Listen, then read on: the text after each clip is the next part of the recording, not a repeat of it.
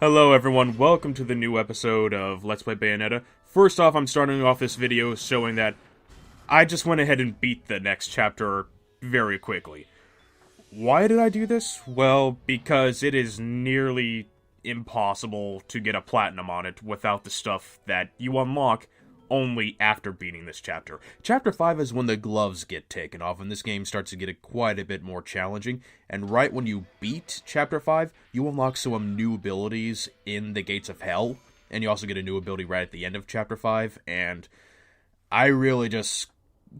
trying to get a platinum rank on it without those abilities is possible, but it's so tedious to try and get it to. I just tried so many times, like, I really just couldn't do it, so I'm starting off this video, like, having beaten Chapter 5, avoiding every single collectible in Alfheim. I collected nothing, and I'm actually going to go use the chapter selection to go to the Gates of Hell and show you what it is I unlocked and what I'm going to use to do the platinum run for this video. Business or pleasure, either way, I'll hook you up. And this is what I need, the Bat Within, probably the most important one to get for this chapter. And also, you unlock the Crow Within, which gives you temporary flight. And somehow I unlocked the Eternal Testimony accessory. You only unlock that after getting 50 achievements, or, like, say, a combination of achievements and Crow's Tears, actually. So I don't know how I got that for this file. But yeah, so go down here, the Bat Within. Very, very important. If you press the dodge button, the second you get hit, you will essentially get Witch Time. It'll be the same thing as if you dodged it. And purchasing the Crow Within unlocks Umbran Spear, which is kind of like this dash attack you can do when you're in Crow form.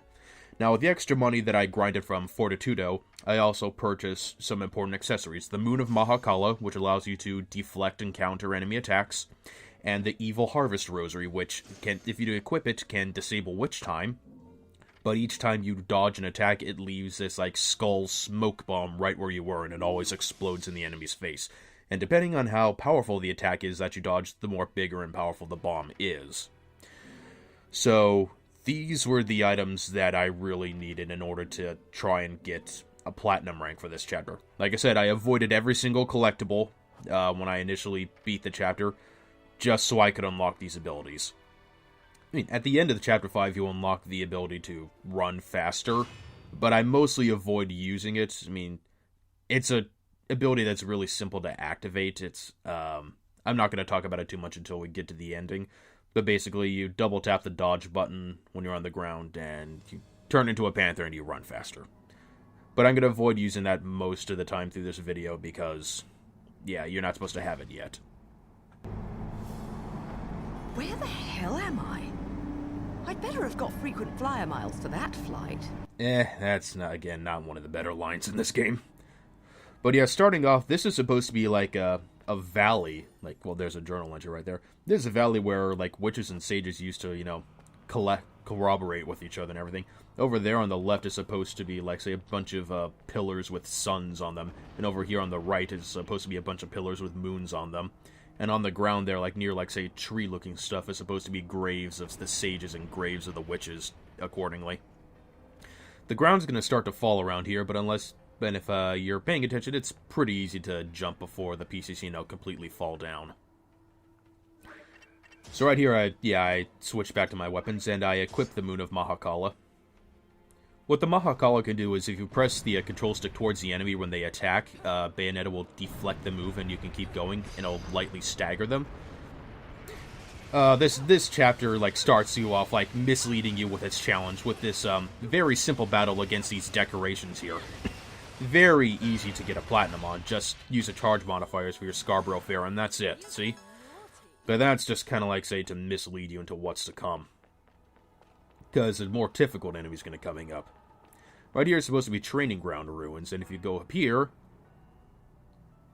Giving her a stage sense of deja vu, huh?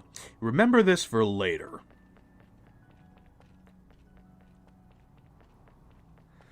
But yeah, you think you're going to go up here, and actually right now we're going to encounter some of the, like, more infamous enemies in this game. These guys are always shown in a pair. You will always fight these two together, never one by itself amongst other enemies. And like always, get prepared to dodge right as the cutscene ends. And get used to Grace and Glory, because we're going to fight them 4 more times in this chapter, at least. They are very quick, and their claw strikes can do a lot of combo damage to you. They can deflect your attacks pretty easily, like that there. Of course, once you get them into Witch Time, they are easier to manage. The typical modus operandi for dealing with Grace and Glory is to defeat the fire guy first. I forget which one he is, Grace or Glory. But these enemies, when you kill them, you do not have to use a torture attack against them in order to get them to drop their angel arms. Like, I used it against them here because it'll, like, the torture attack takes out a little more than half their health. So that's why I do it. You can actually rotate the camera around during their torture attacks. And I quickly pick up their angel arms, dodge, and then you press the kick button. And you will do this, fire whirlwind attack that's very strong. It's even stronger if you hold down the kick button. But yeah, you use that in order to finish off the lightning guy. The lightning guy, his arms don't do as much damage, like the kick button. His, like, does, like, this, electric shockwave thing that isn't as strong. But yeah, that's generally what you do against Grace and Glory. Kill the fire guy, get his angel arm, get into Witch Time, then use the kick button in order to kill off the lightning guy. So there's our first piece of, record for this, for the new gold LP.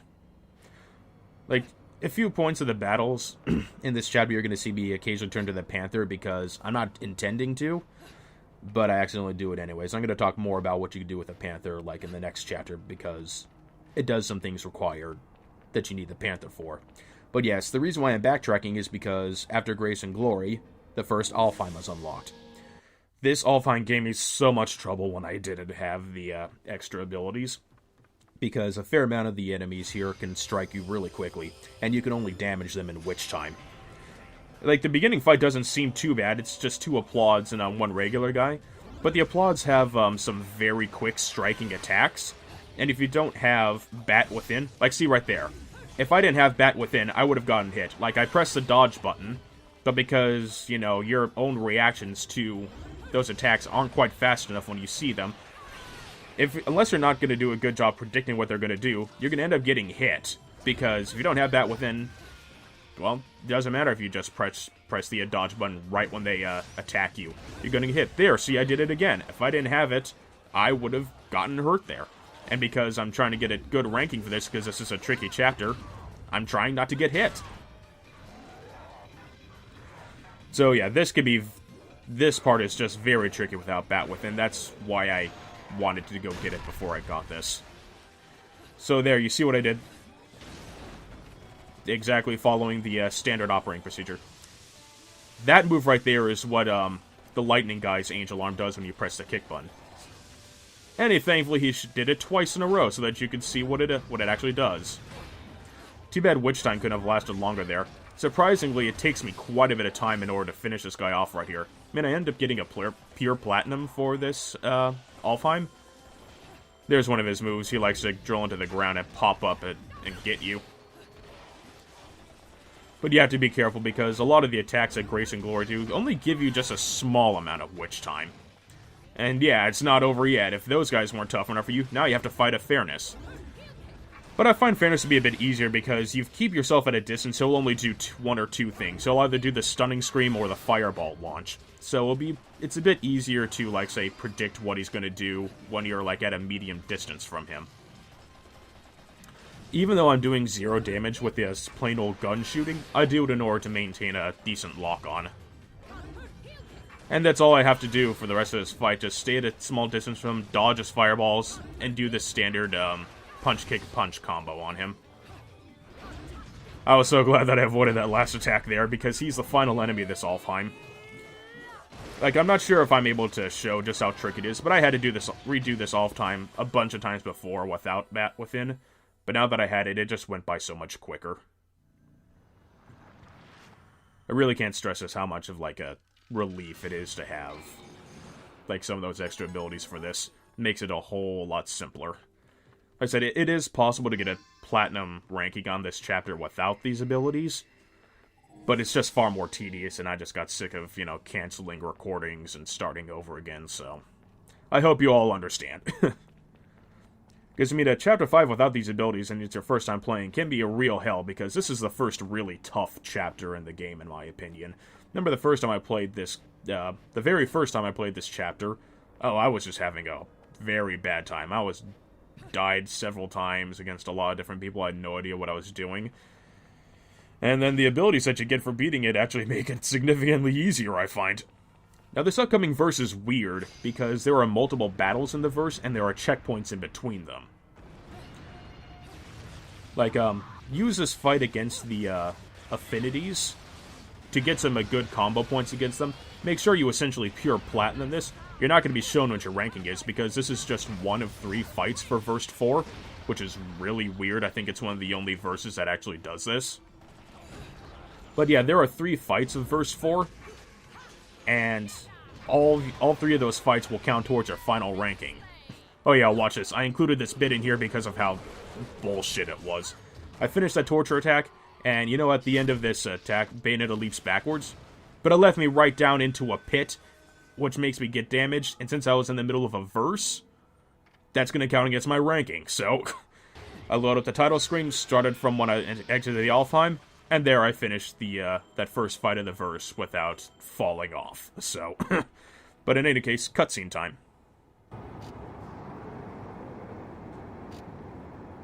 Huh. My lipstick.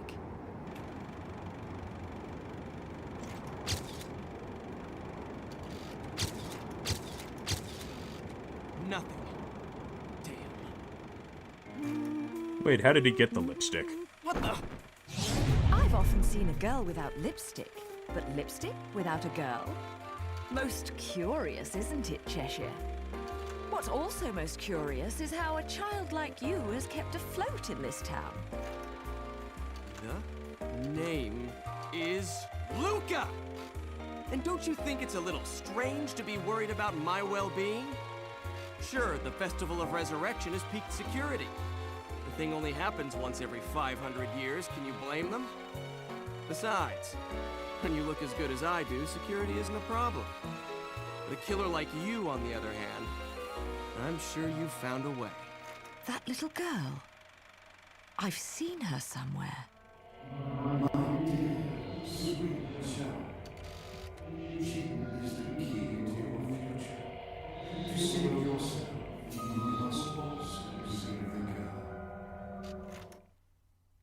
Hey, don't go freaking out on me. We both know you came here for something.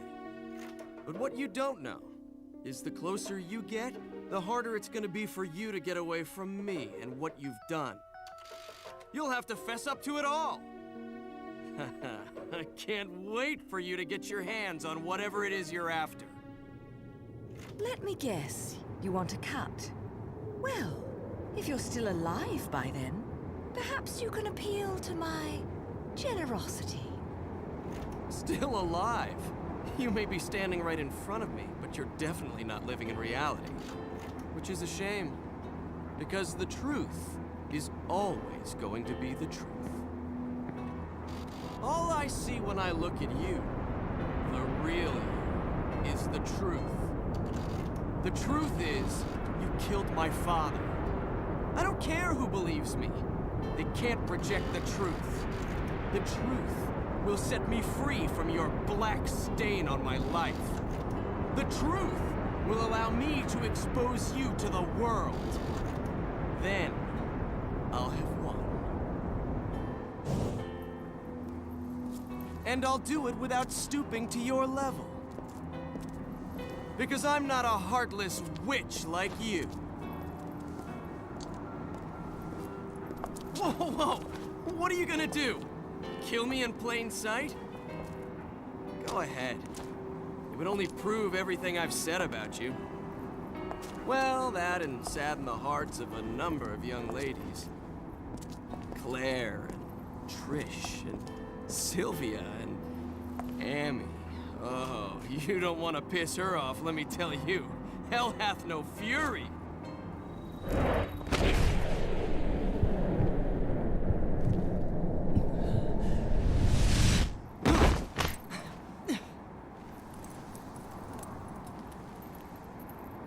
So, we doing this? What the? Oh. You saved my life. That's cool too, I guess.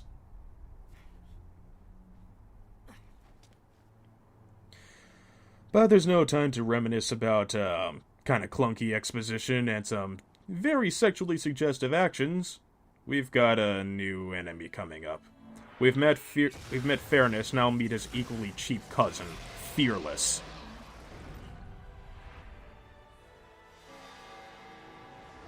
And again, you're going to want to dodge pretty quickly after this cutscene ends. Basically, he's the same exact enemy with a few exceptions. Like, he does the same claw attacks and the same lunging attacks with his mouth trying to bite you. But the difference between them is that Fearless has a sort of, like, weird shock tail.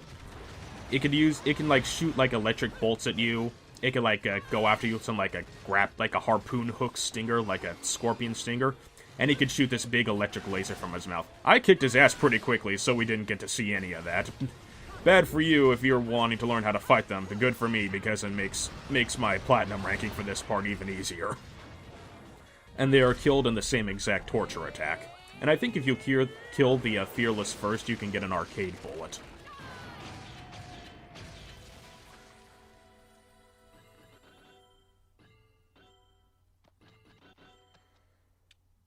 But yeah, that's the second of the two fights for Verse 4. I think at the very start, you can see at, like, say, the left of the screen, like, Luca uses grappling hook to get away right before the fight begins. Now, they don't do a special introduction for this guy, but there's this big fat angel right here with this tuba with a laser. I hate fighting these guys, for one reason. It's not because their attack, although their attack can be annoying, even it seems like you dodge it. It seems like as soon as you dodge, you get hit by it anyways. No, the problem is their big laser also kills the other enemies, and they swing it widely in front of them. And if their big laser kills the other enemies, that means you didn't kill them, which means you didn't get any combo points. So I don't like fighting the big fat tuba angels. The reason why I'm not jumping over there is because as soon as I jump onto that next platform, it's going to collapse down into the valley, and you're going to lose that. And I was trying to get as many combo points as I can here, because you need a pretty high combo ranking in order to get a platinum for this entire verse. But then I said screw it, and I thought I had enough anyways, and thankfully I did. So all three of those battles contribute to Verse 4. It's kind of a tricky thing to platinum, so be careful. And right there is the first crow in order to collect. Apparently, Luca's dad wrote this journal about these things called heavenly manipulators, these machines that can turn day into night and vice versa. And here it is, and this is the only time we use it in the game. So I don't know why he bothered. Yeah, this would be a pretty enjoyable animation if her, arm tassels didn't keep clipping through her leg. But yeah, these heavenly manipulators can switch between day and night.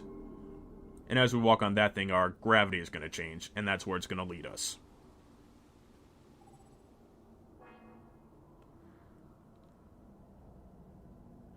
Sudden appearance in the sky, just coincidence? Well, if you read the book, no, not really. So if you could see over the statues over on there, you can see on the one on the right that has a big spear put through it. It's kind of like has like a cane staff underneath its arms at the bottom. That's where we're going to be for the rest of this chapter.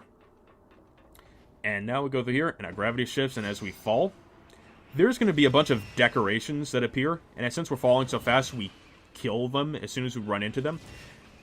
You'll get halos each time you do. This doesn't really count to, even though it's in a verse, and if you, like, say, you can actually slow yourself down by pressing the shoot button or, like, using weapons like the whip against them. But actually I don't, because that could lead them to the risk of you getting attacked by them and you getting hurt, because you are in a new verse now. And when you get close to there, I aim towards the rocks to break them so I can clear up the battlefield a bit. So, grace and glory yet again. So, typical modus operandi, go after the fire guy first. The shotguns, the Onyx Roses, are pretty useful against them because they seem to stagger them more often than all the other weapons. So, getting yourself a good distance between them and using the Onyx Roses can be very beneficial.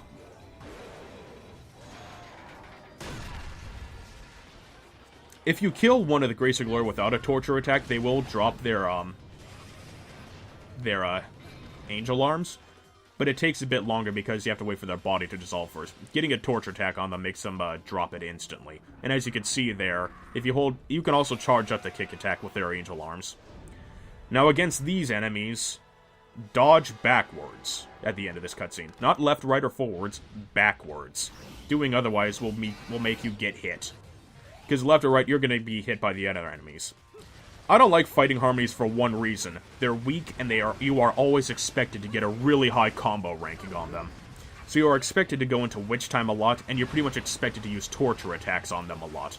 But there's an issue with that. Because they fly all around you, your depth perception of where they are when they use their attacks is always off, so it's difficult to get witch time from their attacks.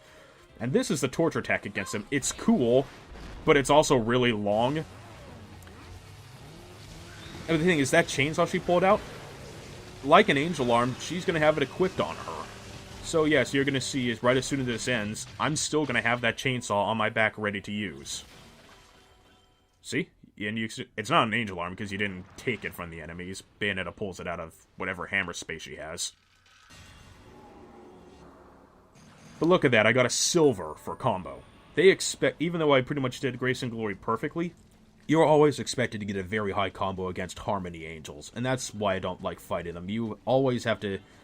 You're pretty much expected to do that torture attack over and over again, and which gets tedious because it's a pretty long torture attack. And you're always left with a weapon that actually isn't too useful against them. Because it's slow and it's powerful, it does too much damage, and it kills them too quickly for not a good enough combo. The chainsaw has the same 3-hit combo as like using the key does, and the same kick attack, which is a lunging attack. Thankfully, you can get rid of them by clicking down the left control stick. And here we have the second record piece that we're going to use. These wind spirits, like, you will always see a shadow or something before they appear, but they will damage you. And if you're standing in the wrong place, they can, take off quite a bit of health on you if they hit you. So, they're not too bad here on these steps, but you must be careful against them because the damage can stack up quickly. You're not in a verse, so it's not going to affect a ranking, but even so. So there's a Gates of Hell if you need it, and there's another Antonio Redgrave journal entry about the Tears of Blood. And right along next to it is another witch grave. There was also a witch grave right there next to the record piece, right after you defeat the Harmonies. And right up here, there's a special switch that you have to press. If you're lucky, those pots on the side will give you, like, say, green laurels and purple butterflies. What you have to do on this switch here is that, remember how we fell through that, like, so gravity hole thing, and we had that, like, red aura around us as we fell? Bayonetta gets that once you've fallen for a little amount of time, and you need to have that happen in order to pound that switch hard enough. So now we're inside Jurgamander's staff. I have no idea why it's called that, because I had to look up what that was. Jurgamander is another piece of Norse mythology, like the Alfheim are. Jurgamander is a son of Loki, and he is also a giant snake. And this witch isn't Jurgamander, so I don't know why it's called Jurgamander's staff. Amazingly, against these sword and shield angels, you don't have to immediately dodge as soon as their cutscene ends. You will pretty soon afterwards, though, but not immediately. So against these Ardor enemies, yeah. Strange a pace. You don't have to immediately dodge, but you have to now, because the first guy is going to do this jumping attack against you. That's what you have to look out for. Ardors have very quick stabbing attacks, so Bat Within is incredibly imperative against them. And they can deflect your attacks with their shields when you're not in Witch Time. So the more you beat them up in Witch Time, the more the shields will be, destroyed, and the less chance they will have to deflect your moves. But yes, their stabbing moves and their swinging moves are very quick. If you don't have Bat Within, you're probably gonna get hit. Ardors are normally fought in pairs, rarely with too many other enemies. The whip may have been useful against them because this is pretty close quarters, but I still don't. I'm going to use the whip in an upcoming Alfheim, but to show off one of its abilities. But I'm saying using one of the Kulshedra whip abilities against the Ardors might have been useful there if you got them near you. You have to beat them pretty quick, the Ardors pretty quickly in order to get a platinum rank for time on them, so make sure you take care of them quickly. Now, when you're climbing up Jurgamander's staff, be careful of all those orange runes that appear. Don't touch them because you will get hurt. And that's the thing, like, if you're still standing on them, like, the damage will just start to pile up quickly, even though they don't do much damage on their own. They will just keep hurting you and hurting you and hurting you, so... Another fight with the Harmonies I don't like, because now you're in a weird environment that's curved around. And again, you can't always tell when they're attacking you from, because they're flying all around you, so you can't... your depth perception is going to be off against them. Just to explain what they do, they like to strike you with their manta ray stingers. They like to shoot a bunch of electric balls at you with their stingers, and they like to fly into you. And yeah, this torture attack, like, it looks cool, but you're always expected to do it a lot against a group of Harmonies, and it just gets really tedious, and you always have to keep dropping the weapons. Now watch right here, that one guy is going to shoot electric balls at me, and I get hit by one of them, but the second one afterwards, I counter. That's the Moon of Mahakala. If you press the control stick towards the enemy when you get attacked, you will deflect the attack. However, if you do what I did there, and if you press the control stick towards them the second you get hit, you will do a counter, which will give you witch time, a generous amount of witch time. It will deflect the attack, and if you're close enough to the enemy, it will also hit them. So, very useful. Like, you could use that to get, like, and depending on the power of the attack, you can get actually quite a fair amount of witch time for countering an attack like that. So I am going to use Colchedra for this Alfheim because it's very similar to a previous Alfheim. I just show off the a few basic like whip attacks right there. That's the spinning move. Well, technically it's called the Bullet Climax. Your spinning attack for your weapons is called the Bullet Climax. Again, a bit of a misnomer because only a few of your weapons actually shoot bullets. But yeah, just like a previous Alfheim, this is a stay in the air challenge. Whereas the other one had a lot, fighting you up against a lot of deer enemies, which were simple to just keep jumping on and holding the shoot button or slow your descent. This one, you have to stay in the air for a minute, and this is one of the best abilities of the Colchedra. It has 3 charge modifiers, so if you hold down the button and move the control stick a different way, it will do a different thing here. If you just hold down the punch button without, like, moving the control stick, Bayonetta will pull the enemy towards her, and from there, you can jump on them, and that's how you're meant to stay in the air for so long for this Alfheim. However, if you hold down the punch button and move the control stick back, Bayonetta will start swinging the enemy around like a giant flail. That does a lot of damage against the surrounding enemies, so it's very good in close quarters combat, and it can be very good against Ardor enemies, as I mentioned before. Now, if you hold down the punch button and you press the control stick towards the enemy when it latches onto them, Bayonetta will pull herself towards the enemy, and she'll zoom to the enemy or that way. But yeah, don't touch the control stick if you want to pull an enemy towards you. And that's what you want to do for this all time. Just hold down punch, then jump, hold down punch, then jump, hold down punch, then jump. Do not move the control stick when you're actually holding down the punch button for the whip, because you might end up pulling yourself towards an enemy that you don't want, or you might start swinging an enemy around your head, and you may not want that either, because you're going to be dropping when that happens.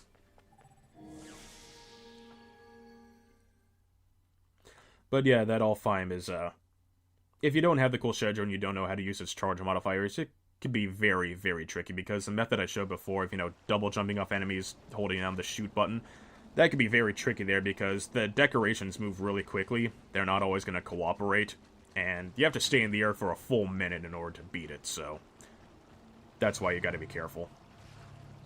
And again, when you're climbing up the, Jurgamander's staff, like, it's generally good to stay on these sort of, like, say, pillar ridges in the middle there, because only at the end do those orange runes start to appear on there. And see that little, like, tongue up there we're going towards? That's what you're aiming for.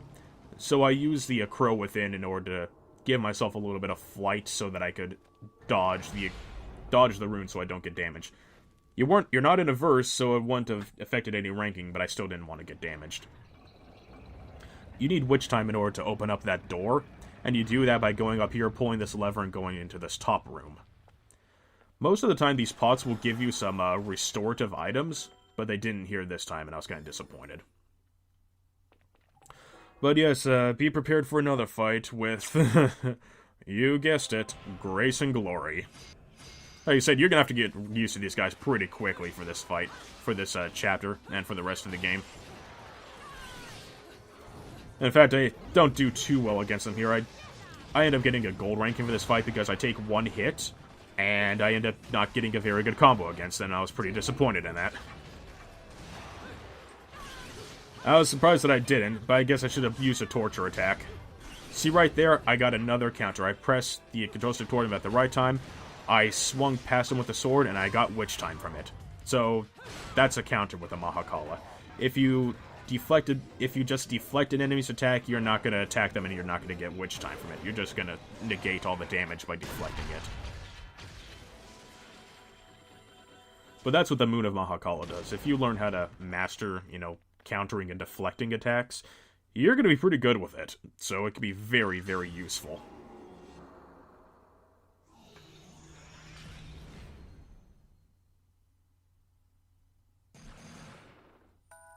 Boo.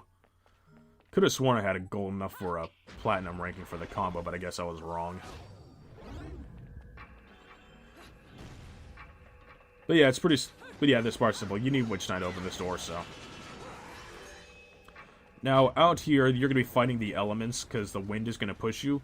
But go down to the bottom of this curving Dragon Ball Z-style Snake Way road. And we're going to find the third Alfheim. This is from what I hear, this is generally the second Alfheim people find because you do not have to backtrack in order to find this one. But I hope you like Grace and Glory, because we're going to fight them again. This time with limited kicks and punches. What I like to do here is charge up the Shiraba's EI Jutsu, that's the name of its charge modifier, in order to take down the fire guy quickly. So that I can get his angel arms. You have to defeat these guys in less than 30 seconds in order to get a platinum for time. So you gotta be pretty good with your dodging and pretty good with your strike attacks. You don't need a very high combo against them. So a single EI Jutsu is not going to give you a very high combo, but it will do a lot of damage. So most of your combo is gonna come from using the angel arms against the lightning guy, because the kick attack will smack him a whole bunch of times. So yeah, that's an Alfheim that's over very quickly, but it can be pretty frustrating in order to get it just right.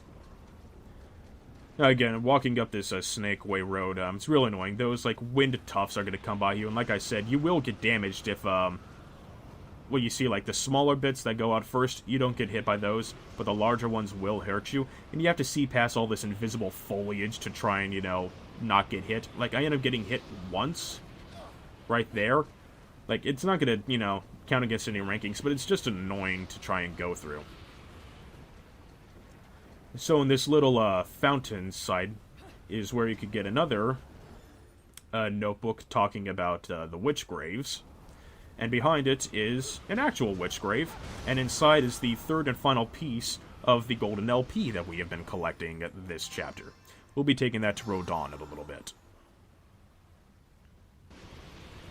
But this upcoming part almost gives me a heart attack every time, because it's been the cause of me just dying and having to kill a single recording run, because up ahead is an instant kill moment, and if you're not careful, I say it's an instant kill moment, and if you get killed, it autosaves when you die. I almost had a heart attack there, because as you're trying to jump and dodge, you can get caught on the wood, and the platform is crumbling behind you. When you're right here, do not jump until that snake angel destroys your platform, otherwise you will miss your jump, and you will fall, and you will be immediately killed. And the death on your run will kill your platinum ranking for the chapter. That single moment has caused me to, restart, killed, 5 different recordings of this chapter. I hate that part.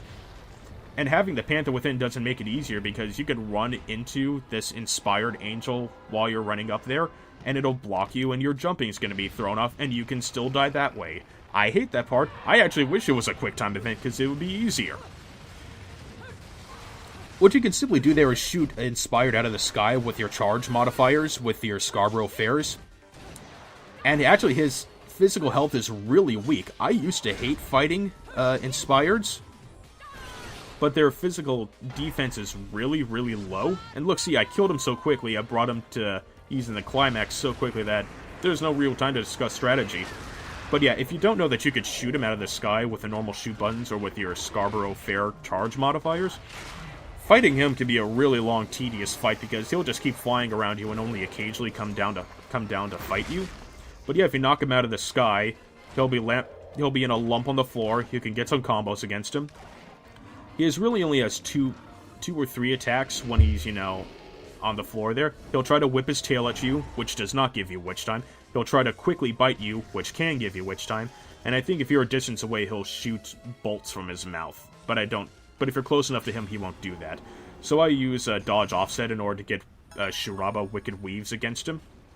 I swear, I think I was literally 1 point away from getting a platinum combo on him.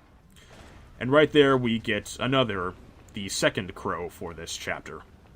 And that's the final crow for this chapter. So before I go into the Gates of Hell to get the new weapon, I'm just going to climb up here and get some stuff. I'm going to get this notebook talking about the Gates of Hell and Rodon. That's actually one of the more interesting journal entries in the whole game, in my opinion. That one's actually kind of interesting to find out, like a normal man trying to find this underworld bar that's also an arms dealing, like a shop.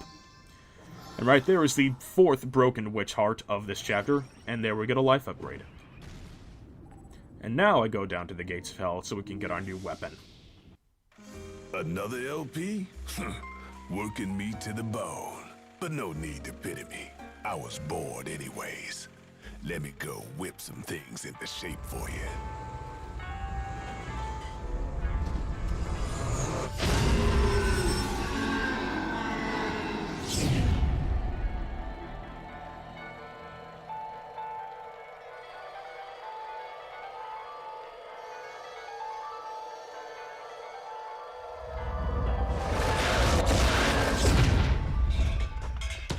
This took a bit of pounding to shape, but the workmanship's solid. Now, go put this thing to good use. At first glance, you may think Durgas are like the fire and lightning claws that you can pick up from Grace and Glory, and they kind of are. You can equip them to the hands and feet, which is why an alternate version exists, so you can have them on the hands and feet at the same time. Their bullet climax, their spinning attack, allows you to switch between fire and lightning elementals. Fire attacks are slower but more powerful. I buy a few more moon pearls here so I can get 2 full magic bars. The lightning attacks are much faster but deal less damage. The fire attacks are slower but more powerful. Their charge modifiers are like an electric bomb explosion in front of you and fire bombs. And depending on how far along in the combo string you are when you use crap, I just forgot what it's called. Yeah, like the charge modifier, the bigger and more powerful they will be. And also, having the fire Durgas equipped to your feet means it so that you can walk on fire without getting hurt. And then you can also use their attacks to fight against enemies that are on fire without getting hurt. I mean, like, only if you attack with that weapon, though. This Inspired is just like the other one, so there's nothing new to say about it. He's a bit more aggressive than the previous one, but there's nothing different about him. But yeah, so the fire Durgas have that ability to let you walk on fire and touch fire enemies. And if you have and against the Grace and Glory, the lightning one who can do electric attacks, if you have lightning equipped to the feet, you can, walk around and not get hit by it when it shockwave travels on the ground. The reason why I go back to the Gates of Hell here is to create a checkpoint. So you see the word saving at the bottom right, that lets you know that a checkpoint's being created. Entering and exiting the Gates of Hell will create a checkpoint, and I did that so that I could go back to this hidden verse right here against this group of harmonies. And in this part right here is just going to show you just how tedious it is to fight these enemies and try and get a high combo, because I use a torture attack like 3 times here, and it just gets so boring because this torture attack is one of the longer torture attacks. And like I said, there's going to be, like, say, 3 chainsaws on the ground by the time this verse is over. That's why I really don't like fighting harmonies. They're not fun to get witch time from, and their torture attack is tedious, and you're always expected to do them a lot. So if you fight them, get used to seeing this animation, because you pretty much required to do it. I mean, there's a couple accessories that you can get, like, after you've completed some parts of the game that can make this part easier. There's an accessory that lets you do like control witch time. Like if you have enough magic, you hold down the taunt button. So instead of taunting, you basically have witch time control. It drains your magic quickly, but you can just if you have a full all 3 magic bars filled, and you use like say this thing called the Bracelet of Time, you could just use that to be in witch time for quite a bit amount of time and just wail on these enemies, and you'll probably get a large enough multiplier that like you won't ever have to use torture attacks against them. But yeah, that's fighting the Harmonies. They're a very tedious enemy to fight in the sense that you're just required to do that so much. I finally got a platinum for combo against them, but god, that was annoying. So yeah, 3 chainsaws. That one just disappeared. I don't know whether it's through time or whether it's because only 2 chainsaws can be on the ground at the same time, but yeah, I don't like fighting Harmonies. And for the upcoming fight, I equipped the Onyx Rose to the feet of both weapon sets, and I also equipped the Evil Harvest Rosary because the upcoming enemy has a lot of attacks, and very few of them give you witch time if you dodge them. She has a lot of attacks, so when you're going to be constantly dodging them, you're going to keep dropping Evil Harvest Rosary bombs on her. So it's going to be very useful for the upcoming fight. Yeah, it's very convenient to use the Gates of Hell as a checkpoint.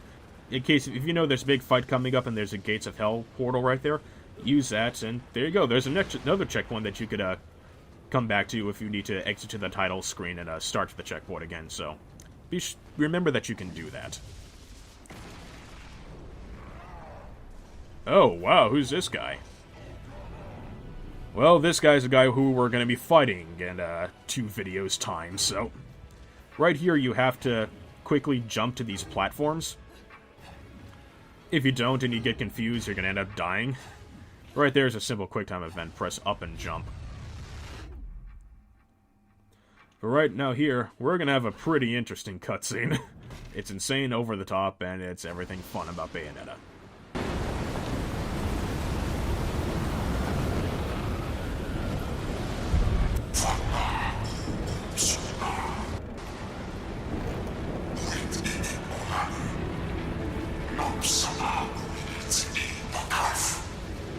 The only ones meddling are your hapless minions. This will be taken care of in the manner I see fit. Your assistance is not required. How was she talking with him? That was like a holographic projection. I suppose coming here has given you a second wind. Feeling better, Bayonetta? Who are you? And don't you dare say my long-lost sister. Sister, you've quite the active imagination. You and I once fought for the jewel upon the crown of the Umbra throne. And now that you've returned, my sleeping beauty, it is time to finish that fight.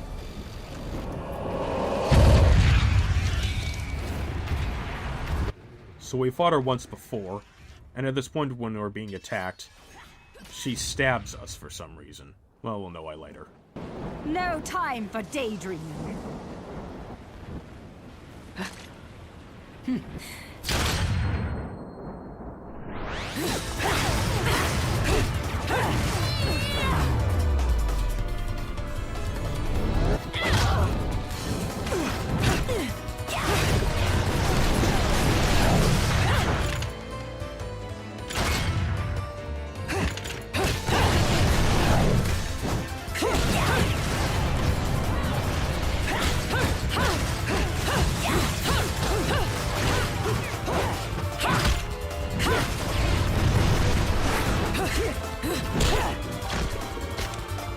They're breakdance fighting!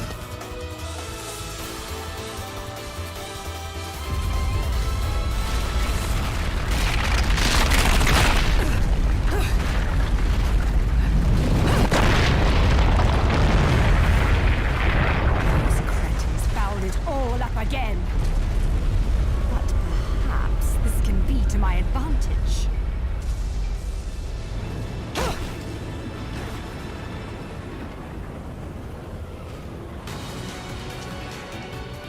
Jeanne is a very quick and tricky opponent. She has pretty much all the same moves that you do. So if you bought things, and she'll only have them if you bought them, so if you bought the Afterburner Kick and things like, you know, Tetsunko and Heel Stomp, she'll have them too. So yeah, she can summon Wicked Weaves whenever she wants with Tetsunko and Heel Stomp, just like you can. Evil Harvest Rosary is good against her because only Wicked Weaves will give you Witch Time if you dodge them. You can also, so yeah, if I had dodged that right there, like, I would have let off a huge bomb, and if I didn't have the Evil Harvest Rosary, I would have gotten Witch Time from it.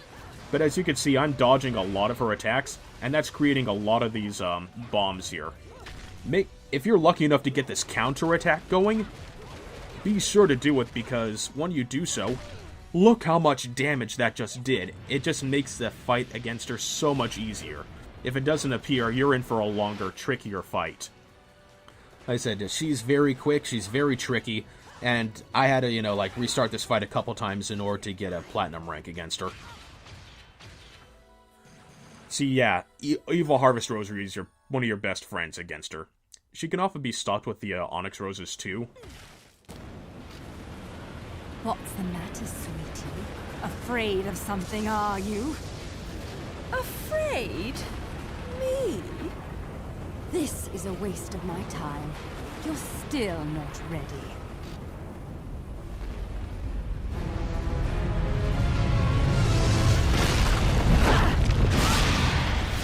And it's here that Bayonetta realizes that she has the same abilities to turn into a fast animal, to break apart to avoid damage, and to turn into a winged creature to fly.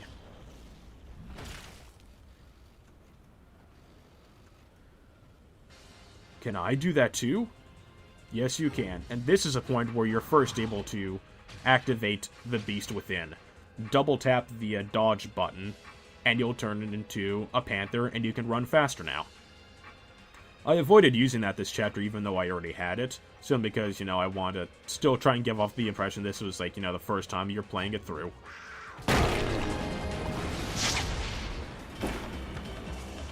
Oh my, that was bloody amazing.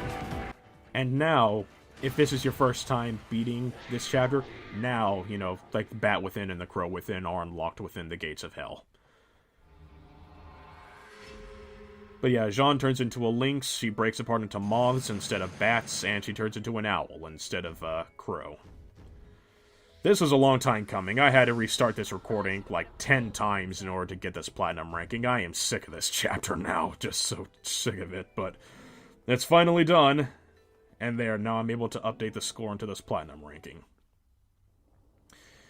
The next chapter won't be quite so tough, so I'm glad that those of you who were patient waited by, and I'll see you in the next episode.